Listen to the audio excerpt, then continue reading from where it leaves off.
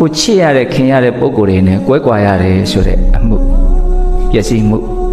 အဲ့ဒါပျက်စီးမှုပဲလေဘာပျက်စီးသွားတာတော့အတူတူနေရတယ်ဆိုတဲ့အခြေအနေပျက်စီးသွားတာဟုတ်တယ်မဟုတ်လားအဲ့ဒီအတူတူနေရတယ်ဆိုတဲ့အခြေအနေပျက်စီးသွားတာကိုလူတွေဟာသိပြီးတော့တိမခံနိုင်ကြဘူးစိုးရိမ်ကြတယ်ငိုကြွေးကြတယ်ဟုတ်လားနောက်ဘုံဘုံတို့နာခြင်းတရားနဲ့တွေ့လာတဲ့အခါမှာဒါဘာကြောင့်နာခြင်းတရားဖြစ်တာတုံးလို့မင်းဒီနာခြင်းတရားဟာဘာပျက်စီးမှုလဲလို့မင်းဘယ်လိုပြောမလို့ကျမ်းမာရေးပျက်စီးတာဟုတ်လားခန္ဓာကိုယ်နေတာထိုင်တာရှိနေတဲ့အခြေအနေလေးပြက်သွားတာအခုသာဘုံဘုံတို့ကနေတာထိုင်တာရှိနေတဲ့အခြေအနေကိုတန်ဖိုးထားအောင်မှမသိတာကိုယ့်ကိုမလီငါရတောက်လိုက်တာအခုဘာယောဂမလားမရှိဘူးကောင်းလိုက်တာလို့လူတွေဟာဒီဟာလေးကိုအတိအမှတ်ပြုတ်ခဲတယ်ပေါ့နော်ဟာတကယ်နေမကောင်းထိုင်မကောင်းဖြစ်ပြီဆိုတော့မှဒီနေတာထိုင်တာရှိခဲ့တဲ့အနေအထားလေးကိုအလွန်လွမ်းတယ်ပေါ့တခါတလေတရက်လောက်ရှိသေးတယ်နေမကောင်းတာကလွမ်းလာပြီနေကောင်းနေတဲ့အခြေအနေလေးကိုပြန်ရောက်ချင်လာပြီဟုတ်လားအဲ့တော့ကျမ်းမာရေးဖောက်ပြန်နေ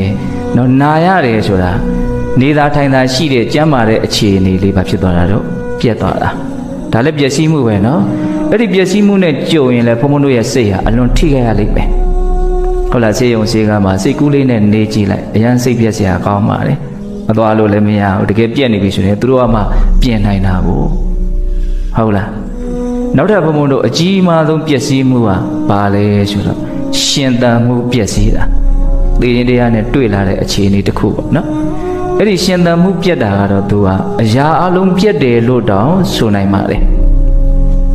သူတော်ကောင်းတရားတော့ပြက်တယ်လို့တော့မပြောနိုင်ဘူးပေါ့လေသူတော်ကောင်းတရားရှိနေရင်သေလည်းပဲသူတော်ကောင်းတရားတော့မပြက်ဘူးကျန်တာတွေကတော့အကုန်ပြက်မှာပဲနော်ကိုမိသားစုဆိုတာတွေကလည်းကိုသိပြီဆိုတာနဲ့ကိုမိသားစုလို့မဟုတ်တော့ဘူးစဉ်းစားကြည့်နော်အခုကတော့အလုံးကိုပဲအရေးပါပြီးတော့အရာရောက်ပြီးတော့ကိုယ့်ဟာမှာတကယ်ကိုပဲဓမ္မဓာဆိုပြီးတော့နော်သိမ့်ထားကြရတာဟုတ်လားစိတ်ထဲမှာသိပြီဆိုရင်အဲ့ဒါဟာကိုယ်နဲ့ဘာမှမဆိုင်တော့ဘူးကိုမိသားစုလည်းမဟုတ်တော့ဘူးဥစ္စာပစ္စည်းတွေကလည်းကိုဥစ္စာပစ္စည်းတွေမဟုတ်တော့ဘူးကိုလုံးလက်စအလုပ်တွေကလည်းကိုနဲ့ဘာမှမဆိုင်တော့ဘူးတကယ်ပဲနော်အသေးသေးချာချာစဉ်းစားကြည့်သေခြင်းတရားဟာအရာအလုံးပြတ်တာပါဟုတ်လားအဲ့တော့ပစ္စည်းမှု၃မျိုးဘုံဘုံခုပြောလိုက်တယ်ကျမ်းမာရေးပစ္စည်းခြင်း